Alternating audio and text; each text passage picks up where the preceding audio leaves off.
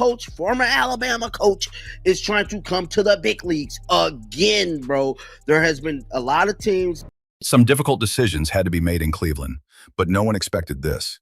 The Browns just fired their general manager, and the reason fans believe it happened? A scandal that runs deeper than poor roster management or front office drama. According to insiders and a growing number of furious fans, GM Andrew Berry wasn't just mismanaging a rookie QB, he was actively sabotaging him. That rookie? Shedeur Sanders. Behind closed doors, Shedeur wasn't just being overlooked, he was boxed out. Shut out of first-team reps, given no meaningful opportunities. And despite being one of the most talked-about rookies entering the NFL, he wasn't even given a fair shot to compete. But then, a spark ignited. One scrimmage, one clip, one viral moment turned the entire Browns organization upside down. Before that footage leaked, everything seemed routine. On the surface, it looked like a standard training camp rotation. Rookie quarterbacks typically start slow, right? That's what the media said. Maybe Shedeur was being eased in. But with every day that passed, it became harder to ignore. Something was off, something intentional. As practices unfolded, while Kenny Pickett and Dylan Gabriel ran full-speed 11-on-11 drills with Cleveland's top receivers like Amari Cooper and Elijah Moore, Shedeur was stuck on the sidelines. Not just left out, actively pushed down. He was relegated to developmental periods, typically reserved for rookies who likely won't make the roster. Even worse, the players he was throwing to weren't even receivers. He had team assistants, practice squad defenders, and even defensive backs filling in at wideout. Meanwhile, Pickett was polishing his rhythm with NFL starters. Fans watching from camp started asking, why is the guy known for his leadership, IQ, and poise being treated like a disposable arm? Then came the spin. Reports emerged claiming Shedeur had gone just 3 for 8 in passing drills. But what they didn't tell you? Those drills were broken plays. No rhythm, no chemistry, no timing. These weren't competitive reps. They were scraps. That's when whispers started to build. Was this really just mismanagement? Or was it personal? Red flags turned into alarm bells. And what happened next would confirm everyone's worst suspicions. A closed-door scrimmage was scheduled. No press, no cameras, no public coverage, just players, coaches, and silence. But Shedeur, still buried on the depth chart, finally got real reps. And what he did with them was nothing short of stunning. I think that going from 3 and 8 to getting no real reps other than those other reps, I'm not sure why those aren't counted. I guess they're on 11-on-11. They're not 7-on-7s, right? Again, back to JJ Watt. Y'all know, we don't know. He played 12 snaps. He threw 3 touchdowns. He led a 2-minute drill, so perfectly executed, it ended in a walk-off score. One throw, a 27-yard dart down the seam to tight end Harrison Bryant, had coaches whispering on the sideline. Another, a sideline strike to Amari Cooper, drew audible gasps. And what was Kenny Pickett doing during the same scrimmage? He threw a brutal red zone interception that left observers shaking their heads. This wasn't just Shedeur's moment, it was his statement, the day he dismantled the sabotage in real time. But still, no official Browns highlights were posted. No practice report mentioned his breakout. The team acted like it didn't happen.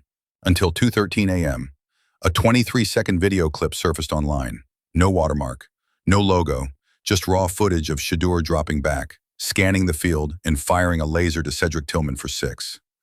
Within hours, it had over 1.2 million views. NFL Twitter exploded. #FreeDeur trended in Cleveland, then across the country. Fans weren't just impressed, they were outraged. This wasn't just a rookie shining, it was proof he had been hidden. But things escalated fast. First came the leaked text thread, allegedly between GM Andrew Berry and a staffer, discussing how to suppress Shedeur's visibility. The messages referenced holding back media clips, avoiding viral moments, and keeping him out of first-team highlight reels. Then came something even more damaging, a batch of internal emails reportedly leaked by a frustrated minority owner. The emails suggested a strategy to limit Shedeur's momentum. No high-pressure drills, no red zone sequences, no opportunity to outshine the vets. The Browns weren't just mismanaging a young QB, they were actively controlling the narrative. Even if half of the messages were real, it painted a disturbing picture. Not only was the organization trying to silence a breakout rookie, they were trying to manipulate perception from the inside out. Meanwhile, the public story continued. Sanders goes 3 for 8, still struggling with timing. But no one said he wasn't allowed to run live protections, or that he was throwing to backup assistants instead of real receivers. And Pickett's red zone struggles? Conveniently scrubbed from every report. The final blow came with another leak, internal practice grade sheets. They showed that Shedeur logged a +4 EPA, expected points added, in camp. Pickett, -6 EPA. One was moving the chains. The other was killing drives. These weren't just stats, they were receipts, ones the public was never supposed to see. And yet, despite all this, Shedeur continued to be locked at QB4. Internal logs showed he was barred from 2-minute drills, red zone installs, and even calling his own protections. He wasn't just being benched, he was systematically removed from competition. I think the main difference in that year is we were at 3. So I think I've said multiple times. Shedeur Sanders has picked up the offense well. He's working at it well. He's doing a lot of great things to ensure that, more positive things happen. No time, dog. Like, look at this. He feels like he's in Colorado again. One fan-recorded clip from July 22nd showed Shedeur completing a pass to a defensive back subbing in as receiver, while Pickett ran the same play with Amari Cooper. Former Browns scout Marcus Willoughby summed it up best. This wasn't about skill, it was fear. They knew if he got a real shot, he'd take the job. The Browns thought they could control the narrative, hide the footage, feed the press. But once that viral video took off, the damage was irreversible. Head coach Kevin Stefanski had reportedly already voiced frustration. He warned ownership that the quarterback reps weren't being distributed fairly. He wanted the competition handled on merit, not politics. But after the viral clip dropped, after players started backing Shedeur, and after fans launched an all-out blitz online, ownership stepped in. On July 25th, team owners held an emergency closed-door meeting. The result? A 4-1 vote to fire GM Andrew Berry immediately. No warning, no PR cleanup, just pack your things, you're done. The message was clear. Favoritism is over. For the first time in weeks, the quarterback room opened up again. But the damage had already been done. What started as whispers of paranoia turned into one of the most blatant acts of organizational sabotage the NFL has seen in years. The Browns didn't just overlook Shedeur Sanders. They tried to bury him. And when he finally got a sliver of opportunity, he lit up the field, embarrassed the depth chart, and forced the entire franchise to face one ugly truth. They were protecting the wrong guy. From fake stats to filtered reports, silence practices to controlled footage, this wasn't just bad coaching. It was a cover-up gone wrong, and it cost a GM his job. But the bigger question remains, how many other rookies are being hidden from us? How many Shedeur Sanders stories never reached the surface? Because now that Shedeur is free, the NFL might be about to witness a rookie rise that no one in Cleveland was prepared for. Now that the truth is out, the Browns are facing more than just media backlash. They're staring down an identity crisis. Their credibility is shaken. The locker room is watching. And the fans? They're demanding accountability. Because this wasn't just about a quarterback battle.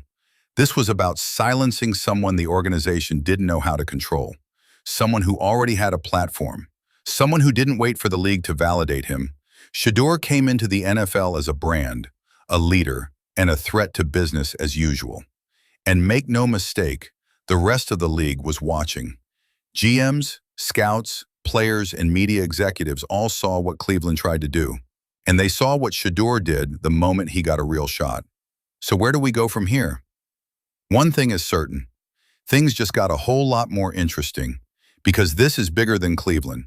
This is about a system that panics when it loses control. Shedeur Sanders doesn't play by the traditional rules, and that terrifies the old guard. He's not just an athlete. He's media-trained, business-savvy, already carrying major endorsements and millions of followers. His father is a Hall of Famer and a coach who understands the game and the politics behind it. Shedeur doesn't need their permission, and that's exactly why they tried to suppress him. But now the suppression is over. The fans are behind him, the front office plot collapsed, and the Browns locker room knows the truth. Every snap Shedeur takes from this point forward will be watched, clipped, shared, and analyzed. Every touchdown will be a reminder of what they tried to hide. And if he takes that QB1 job, it won't just be a win for Shedeur. It'll be a statement for every rookie ever overlooked, every rising talent ever benched for politics, every player told to wait their turn while someone else was handed the keys. The story of Shedeur Sanders is no longer just a football story. It's a warning shot to every team in the league, a message to the media machine, a wake-up call to the franchises quietly burying talent behind closed doors. Because if they couldn't bury Shedeur Sanders, who else are we finally ready to uncover? If you believe Shedeur deserves the starting job, hit that like button, drop a lie in the comments, and subscribe, because this saga, it's only just getting started.